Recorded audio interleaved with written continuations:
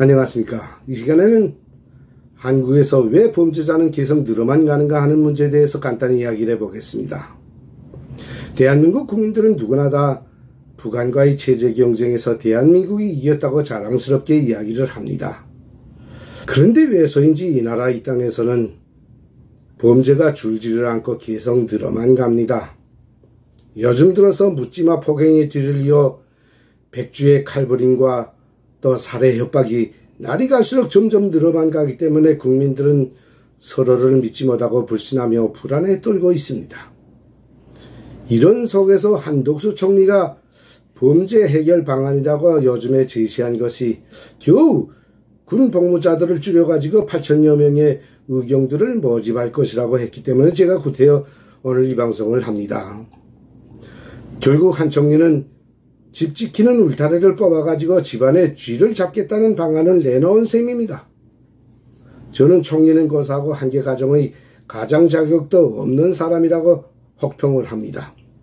아니 집안의 파리는 파리채로 잡고 쥐는 쥐약이나 고양이로 잡아야지 왜 울바자를 뽑아서 쥐를 잡겠다고 하는 겁니까? 총리는 한국의 거대한 법무부와 사법부와 검찰청과 경찰청이 존재하고 그 안에서 수십만의 철밥통들이 고액의 연봉을 받아먹으면서 존재하는 이유를 모른다는 겁니까? 구태여 비유를 한다면 사법 검찰 일꾼들과 경찰은 대한민국 안에서 일어나는 모든 범죄들을 막아달라고 우리 국민들이 세금으로 고액의 연봉을 주면서 기르는 고양이들이라고 할 수 있지 않겠습니까? 그런데 그들이 해야 할 일을 왜 군대에 가야 할 젊은이들이 대신해야 한다는 겁니까? 그렇게 되면 벌어진 나라의 울타리는 누가 막을 겁니까? 총리가 자기 자식들 데리고 가서 혼자 막을 겁니까? 그리고 솔직히 말합시다. 지금 의경이 없어서 이 나라에 범죄가 늘어납니까? 또 의경을 줄인다고 범죄를 막을 상 싶습니까? 그리고 또 의경을 만들어 가지고 각 학교들에도 의경을 다 배치할 겁니까? 옛말에도 집 지키는 자 10명이 돼도 도적 1명을 못 막는다 했습니다. 그렇기 때문에 우선 범죄를 막으려면 왜 범죄가 줄지 않고 계속 늘어나는지 그 원인부터 알아가지고 원인 치료를 해야 할 것 아닙니까? 한마디로 말해서 지금의 대한민국의 법과 사법기관들은 범죄를 막는 것이 아니라 오히려 범죄를 더 키우고 범죄를 은닉시켜주는 잘못된 법이고 잘못된 시스템이라고 저는 봅니다. 즉 시대에 따라 점점 부단히 변화 발전하는 범죄 유형에 맞게 법을 바꿀 것은 바꾸고 사법기관 일꾼들도 대폭 물갈이를 해서 쥐를 잡지 못하는 고양이들과 쥐를 보호해주는 철밥통들은 잘라버려야 할 때가 됐습니다. 보십시오. 한국의 의료기관들과 제약회사들은 변화하는 병군들의 특성에 따라서 약은 계속 새롭게 연구 발전시키는데 또 의료기구들도 새롭게 계속 좋게 만들어내면서 왜 입법기관과 사법기관들에서는 발전하는 범죄에 맞는 법규정들과 법일꾼들을 새롭게 만들지 않고 개편도 안 하고 그냥 버티는 겁니까? 옛날 속담에도 그릇이 작으면 물이 넘치는 법이고 망치가 작으면 못이 속는다 했습니다. 낡은 법을 가지고는 발전하는 현실에 절대로 상응하지 못하는 법입니다.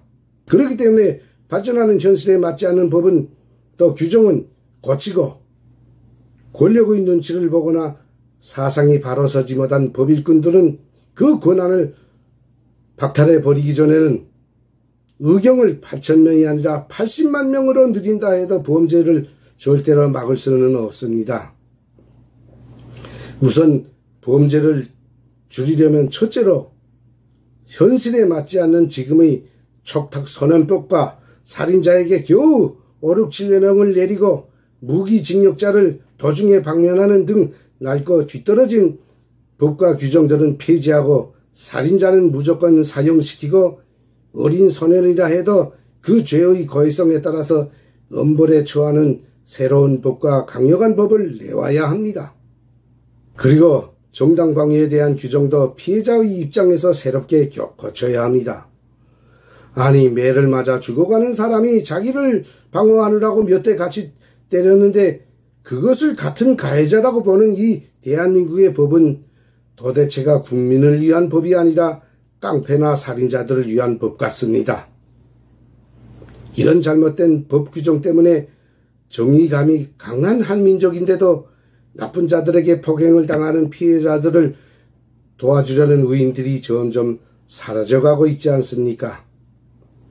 둘째로는 살인자와 각종 범죄자들만 인권의 보호를 받고 피해자들은 일생 동안 억울하기만 살아가야 하는 이런 더러운 법과 풍속은 철저히 바로잡아야 합니다.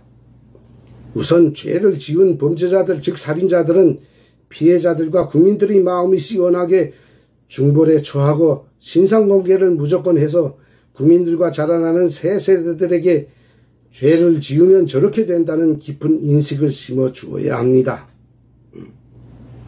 살인자와 범죄자들의 인권을 옹호하는 그런 자들은 범죄자들이 칼날 밑에서 자기 자식들의 운명이 잘못되어 가도 그런 말을 할지가 참 매우 의심스럽습니다. 셋째로 범죄자들에 대한 부적절한 판결로 나라의 기강을 흐리게 만드는 판검사들과 변호사들의 자격을 완전히 박탈해야 하며 필요하다면 국민 배심원제를 받아들여야 합니다. 한국은 지금 법정에서 잘못된 솜방망이 처벌 때문에 범죄자가 줄지 않고 오히려 늘어난다는 것을 모르는 국민은 단 한 명도 없습니다. 특히 애국자들에게는 중형을 내리고 반역자는 살려주는 지금의 현실은 대한민국을 무너뜨리려는 자들이 법조계를 깔고 앉았다는 증거입니다. 사람을 죽인 즉 살인을 한 자가 6, 7년 후이면 뽀젓이 나와가지고 피해자들을 위협하고 학교 폭력으로 동료 학생을 성폭행하고 죽게 만든 애들이 아이들이라고 해서 아무런 처벌도 받지 않고 오히려 피해자의 가족들을 비웃으면서 돌아다니게 만드는 이런 한심한 법과 일꾼들은 자격을 완전히 박탈하고 법은 완전히 폐기시켜야 합니다. 마지막으로 나라에서 범죄자들을 없애려면 제일 먼저 법을 만들고 집행하는 자들부터 똑바로 꾸리고 못된 짓을 하거나 구실 못하는 자들은 골라내야 합니다. 국민과 자라나는 새 세대들이 따라 배워야 할 선생이 되고 솔선수범해야 할 입법기관인 국회의원들과 사법부의 법일꾼들이 오히려 더 나라의 법을 위반하고 나아가서는 나라를 배신하는 역적질까지 하는데 어떻게 나라의 기강을 바로잡을 수가 있으며 범죄자를 줄일 수가 있겠습니까? 나라의 법과 법기관들의 기강을 바로잡을 생각은 아니하고 나라를 지키는 군대를 줄여가지고 의경을 만들어서 범죄를 막아보겠다고 나서는 이 대한민국 정부의 어리석은 판단에 반대표를 보내면서 저희 오늘 방송을 마치겠습니다. 미안합니다.